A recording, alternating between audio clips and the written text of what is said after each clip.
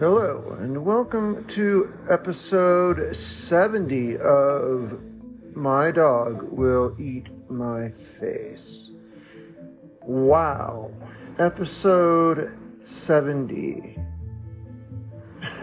I never thought I would last this long.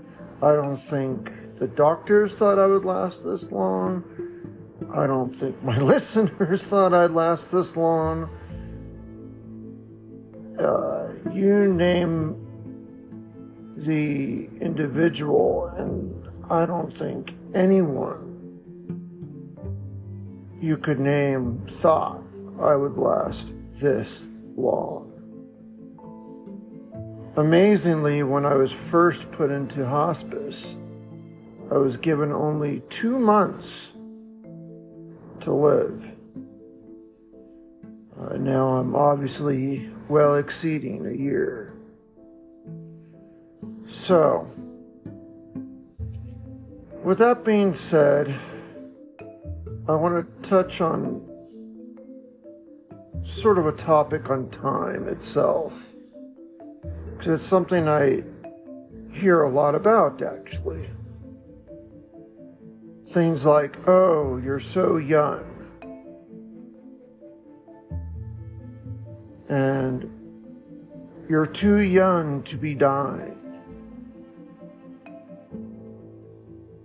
And blah, blah, blah. You can hash out any which variety you like of the same mantra.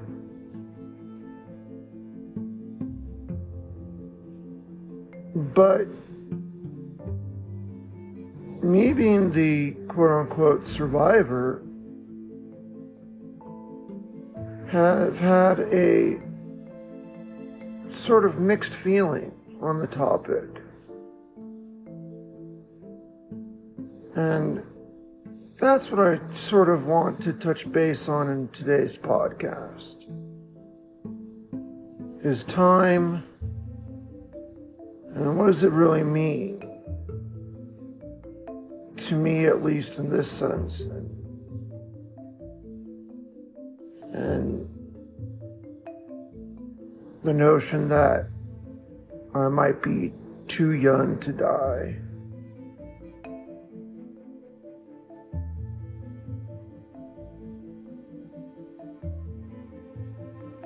I certainly thought I was dealt a crappy card for a long time, and I still do. I don't think that's in any way commingled with any other thoughts with respect to time or time of death. Time of death, that has a different meaning, doesn't it? Maybe I should say age of death. I don't know. Yeah, age of death, sure. I'll use it here because time of death has been stolen by the medical community. It means something entirely different. Anyway. I know I've been dealt a lousy card, but that has manifested in a wide array of strengths and weaknesses over the course of my life. Sometimes, believe it or not, I don't think it was so much of a bad thing, in that I actually capitalized on that. And before I deviate further, let me first spend this next segment on describing how I would indeed capitalize on being dealt this card in life.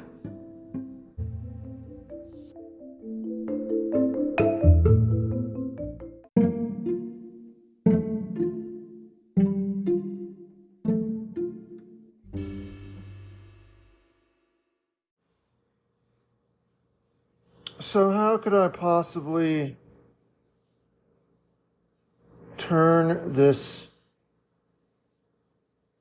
horrible diagnosis into a blessing from Fortuna herself? Well, I've known my whole life that I had this heart condition. You see, it was a congenital issue. I was born with it. And therefore, since I was very little, I, of course, knew I had this condition. When I was very little, I was on oxygen. I was in and out of the hospital. There was no question in my mind that I had a malignant condition. And all the doctors I would see in my childhood pounded the same drum of doom and gloom, doom and gloom, doom and gloom. He's going to die soon. He's not going to make it that long. He is not handsome. No, I don't know. Just doom and gloom. So what did I do? I didn't crawl into my bedroom and weep into a pillow. Well, I take that back. I'm sure I did that many a times. But that's not all I did, and that's what matters. I've definitely cried for myself, as self-centered as that sounds. But I've also gone out of my way my entire life to make sure that if my life is short, if I am going to die a young age, then I damn well better make sure my life on earth is well spent. I worked extremely hard in school, in work. I played really hard with friends and dinners and parties, the club scene, with relationships.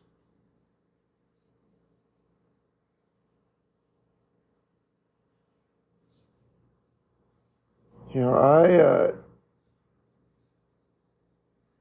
I capitalized on the time that I knew I did have.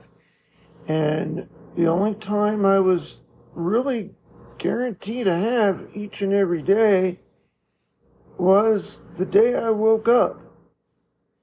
Because I knew darn well that the next day might be very different and I might not have the good fortune to wake up and see it.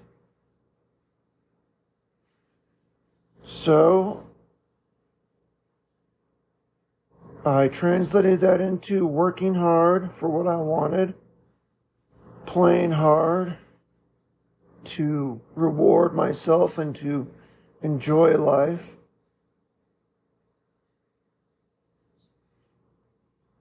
And learn as much as I could because, well, I love learning. It's truly, truly, truly a joy of mine.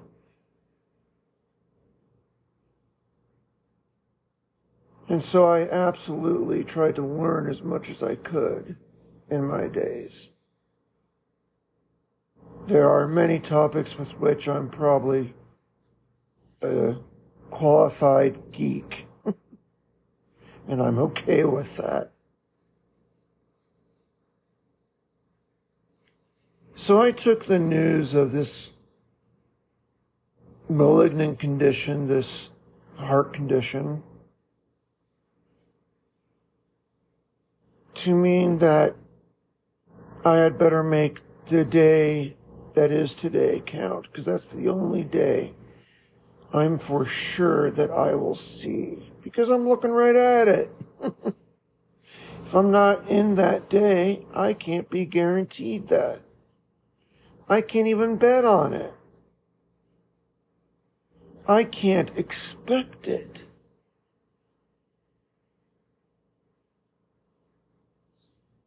So I worked very hard. And I had, as a result of all that, I've shared this before, and I'll say it again, I had a really good life. And I had a very diverse life. And what I mean by that is I've exercised in both good and bad experiences. I've been married. I've been divorced. I've traveled around the world. I've been held against my will in a third world country.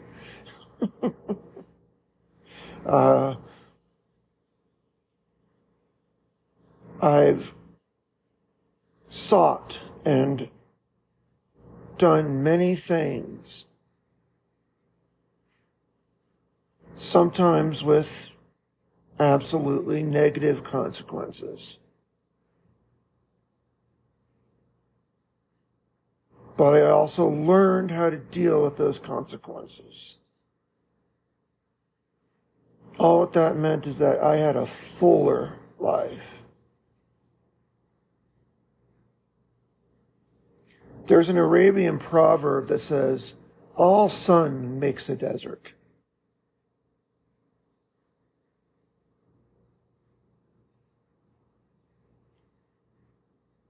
And I find that to be true.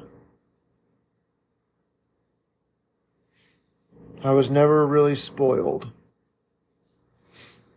Well, I guess my parents did spoil me a little bit. But that's their job, they're parents. I certainly didn't live an affluent lifestyle.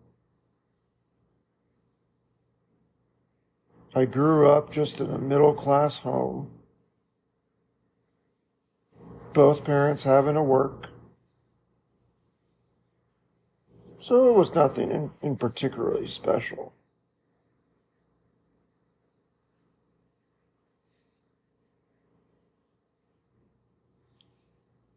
But I absolutely took what I had, my mind and my body while it was functioning, to live a very full life.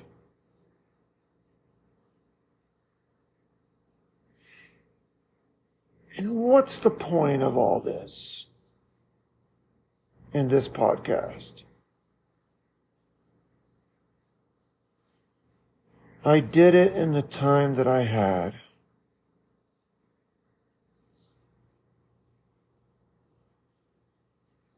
I did it by the age of 21. I did it by the age of 30. I did it by the age of 40. I'm doing it as the best I can even still today.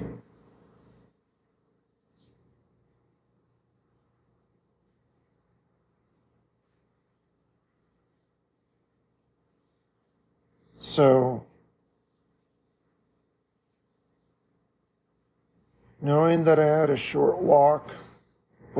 long walk off a short pier, that's it, ahead of me, I used that to my benefit. And that's how I capitalized off this heart condition. That's how I actually turned this lemon into lemonade.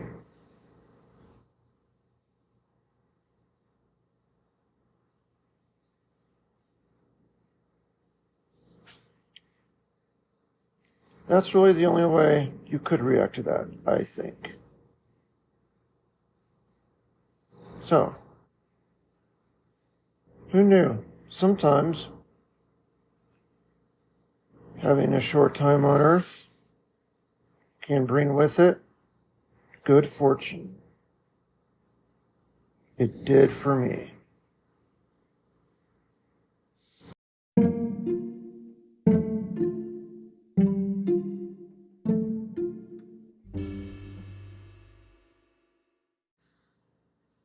another imminent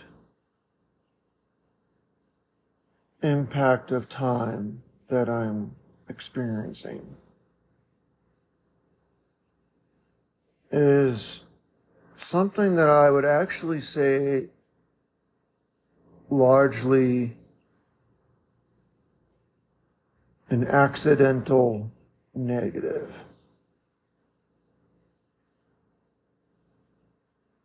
It's something that,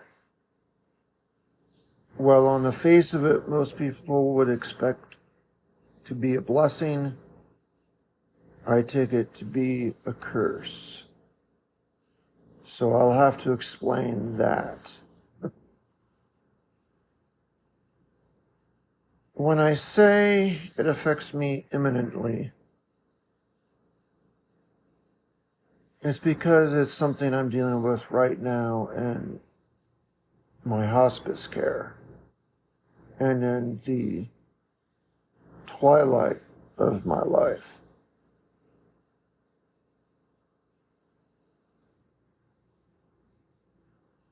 You see,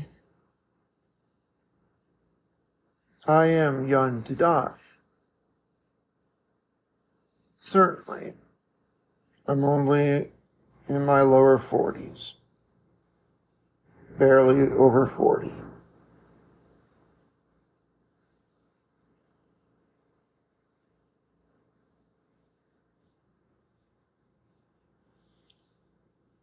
In terms of death, that's incredibly young. Even in third world countries, I think that's still pretty young.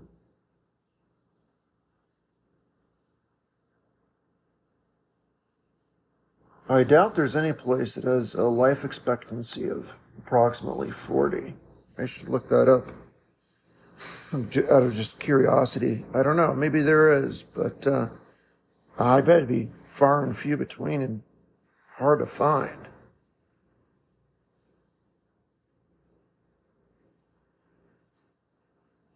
So, yes, obviously dying young is bad. But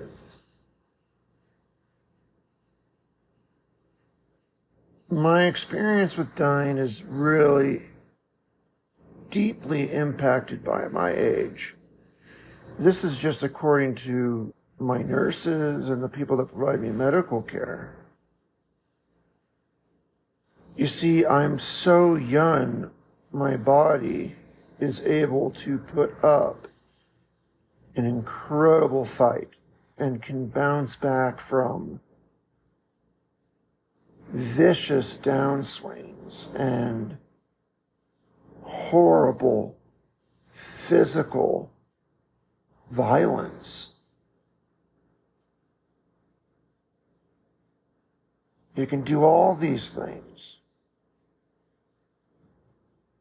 Way more so than, say, someone could in their 80s or 90s.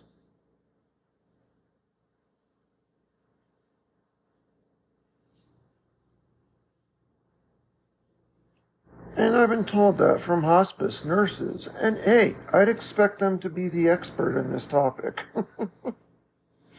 of how people recover from medical issues when they're dying and when they're 80 or 90 versus other ages. I would expect a hospice nurse to actually, from their first-hand experience, be actually quite versed on this topic. So I take their word at face value as the truth. I have no reason to doubt them.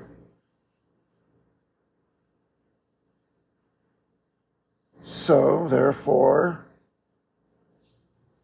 I'm lucky I get to bounce back. I fight really hard against my heart disease. Just in my own recent example, I went from waking up one morning and not feeling my legs and falling off the bed to walking normally today. Usually I need a cane,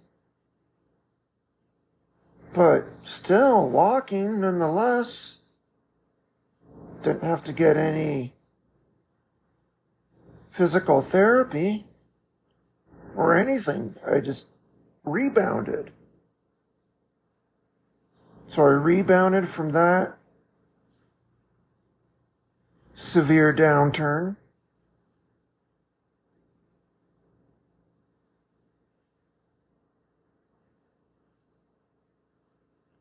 And my body is fighting really hard to keep me alive.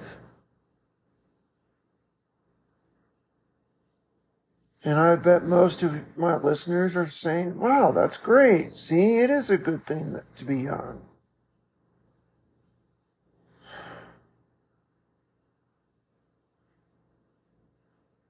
From my perspective, and this is going to be kind of the buzzkill here.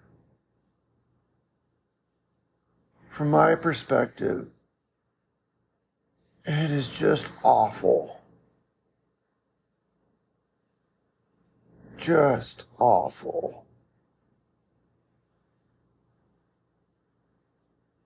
Maybe a single event would be fine.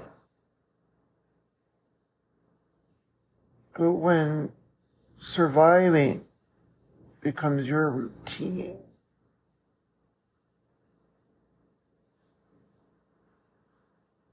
to me, it's just awful.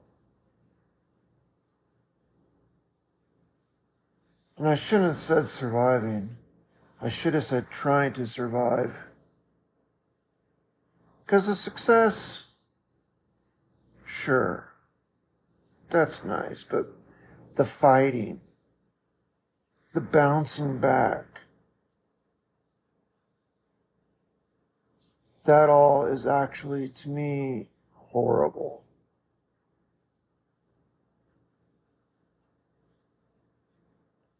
And really what it spelled out for me is a very long, very painful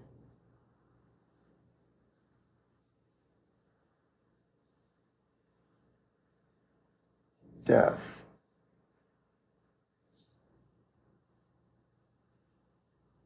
That's what that means to me. Being young and dying. In my case, it's a long, painful decline that I would not wish upon anyone.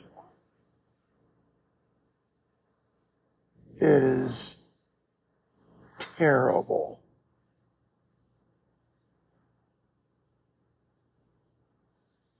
I've always half-jokingly said that my ideal death would be something like this. My last words, perhaps, would be,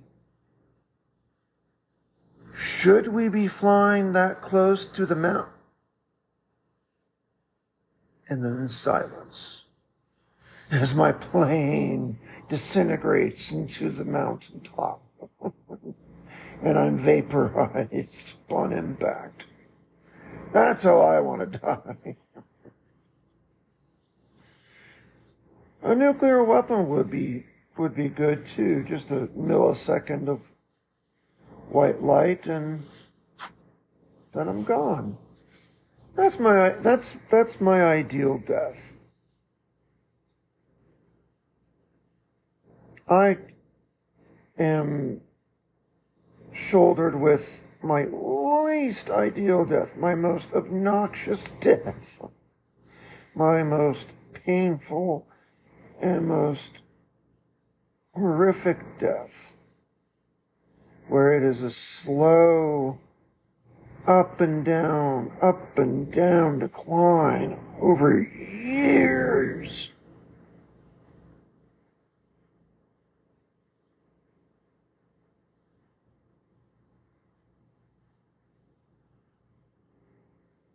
Where it's not even, I might die with each day. I might be heavily more debilitated with each day. And then I may bounce back. I might not. And that sort of thing, on and on. Because my body is young and otherwise healthy, as my nurses say. It's putting up a fight. And it is exhausting beyond words. I certainly don't wish to die. I'm merely stating that to die this way is downright lousy.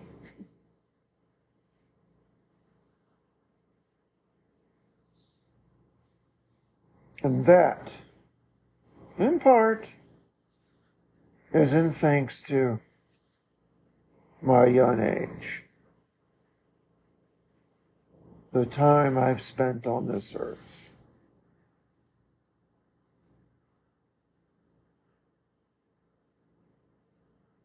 That relatively low time period that I've danced around the sun has created this up and down, up and down, up and down fiasco.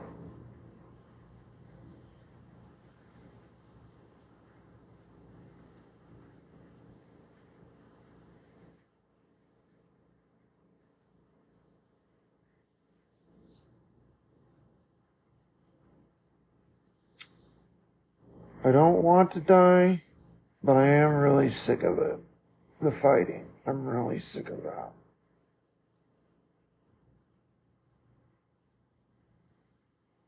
So I'm trapped. I have to fight.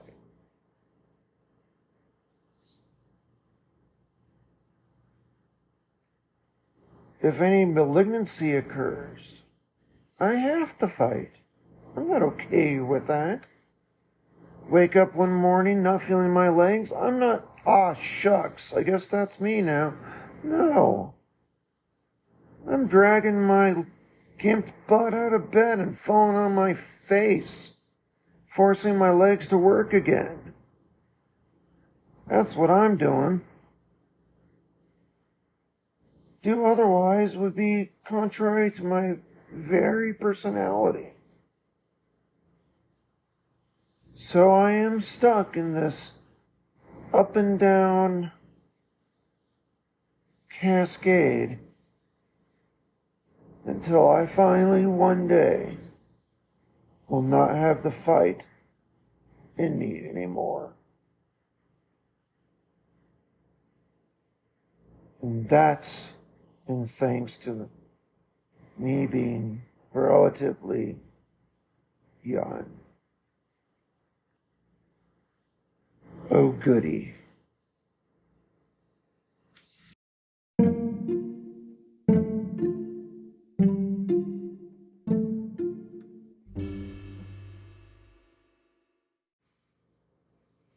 So, looking at all of this, and this was just a very short and brief analysis of my situation as it relates to my age.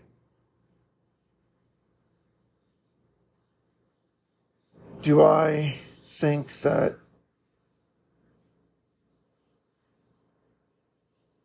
age matters? Of course.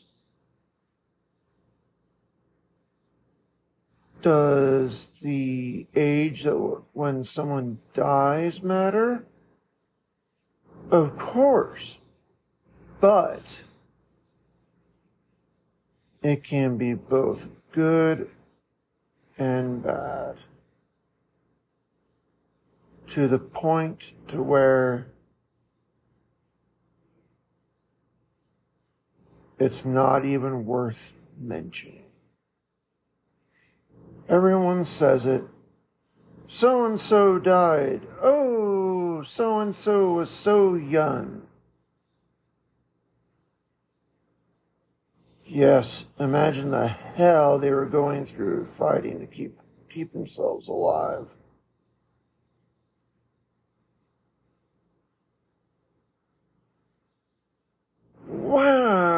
would someone live to be so old? Well, if you consider sitting in a chair with a poopy bag and inability to speak or communicate with your fellow man in any way living, he did it by lots of Wheel of Fortune episodes.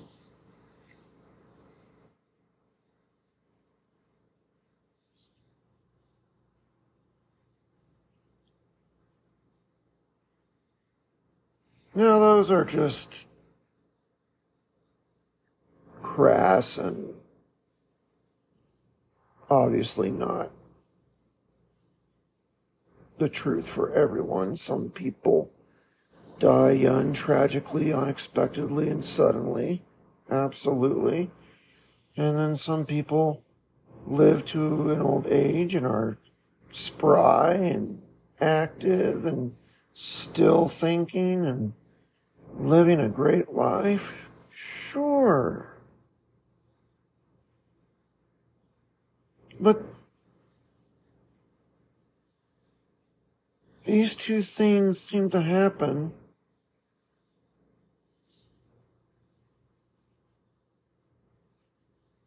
that is, the condition of life seems to vary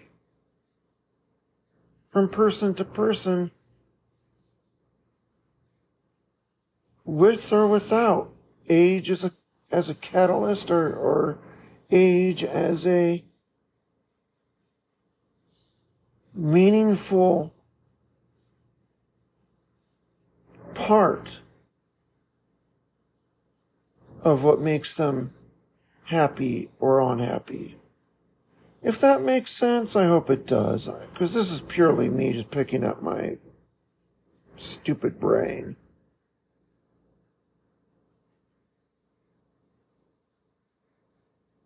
I think it's like so many things to die young, like me. It just doesn't really matter. At the end of the day, the variance is all over the place between ages and whether they died well or not.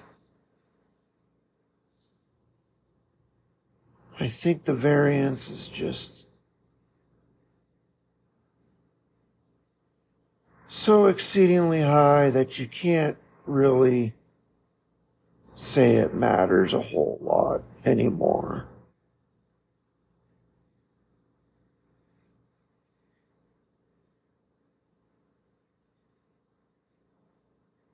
So anymore when someone says, ooh, someone died, they were so young. What's the difference? Ooh, someone lived for such a long life. Doing what? What's the difference?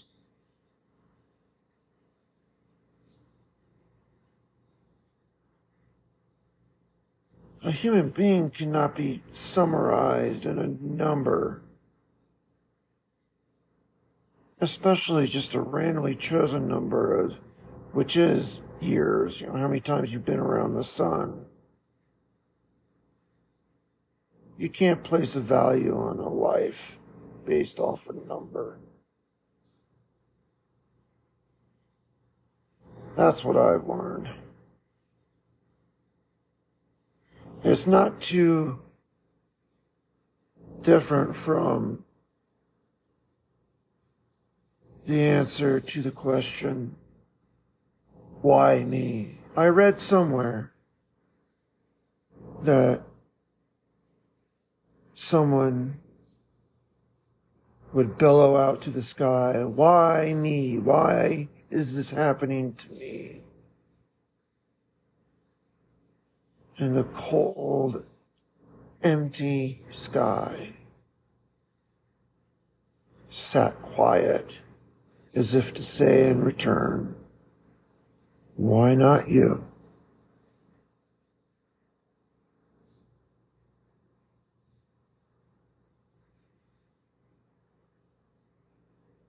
I think just a lot of these things just come to not really matter. A number just doesn't really matter.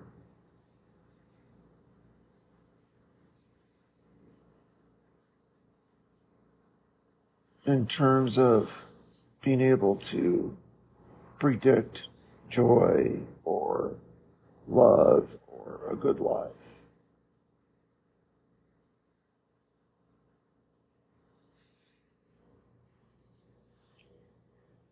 Marcus Aurelius said, "We are like many pellets of incense falling on the same altar.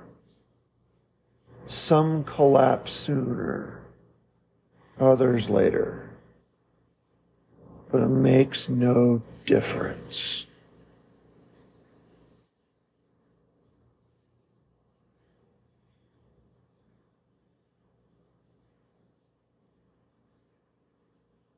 So,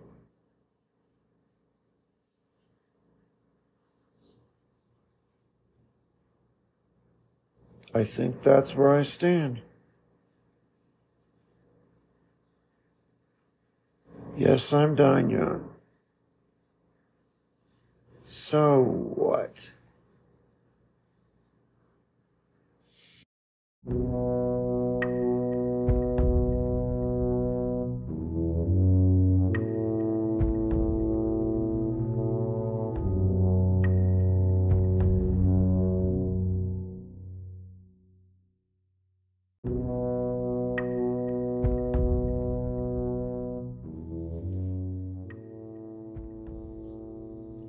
So on that incredibly joyful note, I think I'm going to go ahead and bring this week's podcast into port and close it off.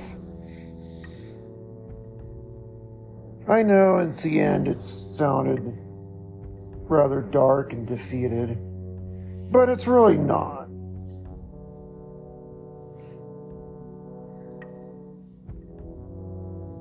It's really just saying that when it comes to quality of life, when you die, does not appear to be a factor. So in a way, it's liberating, isn't it? Living forever, as so many people try to do, will not guarantee you're going to have a happy life forever or whatever number of years you actually make it.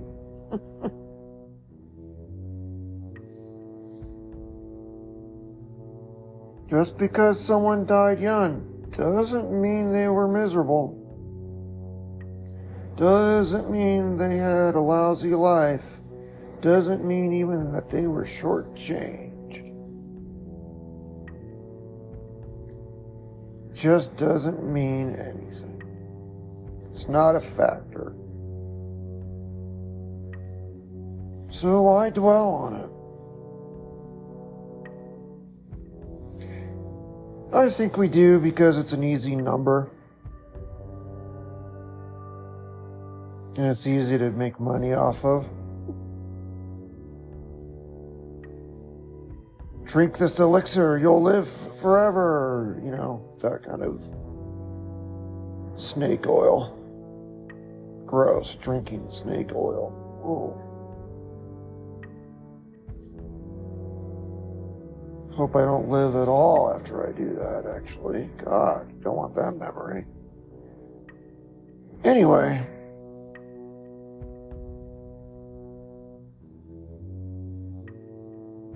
Back to closing this podcast.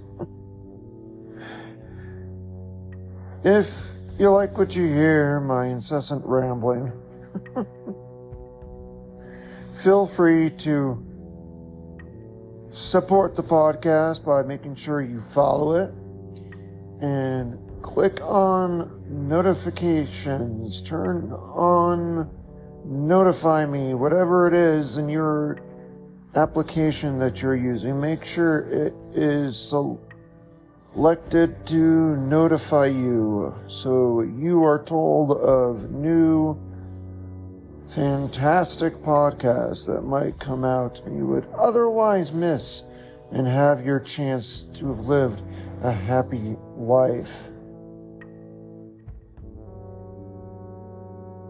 I'm kidding.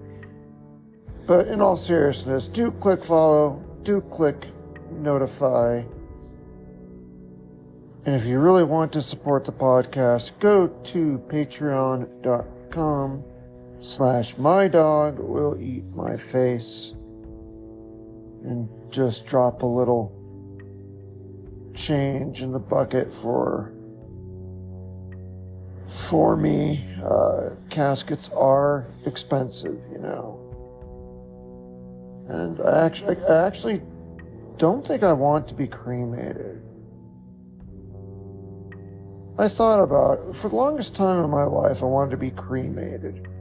But now I don't. Now I want to be buried, because at least at that point, I could still have a way of scaring kids. And that kind of makes me giggle a little bit. And long after I'm dead, maybe somehow I'm still spooking little children. And that just makes me laugh.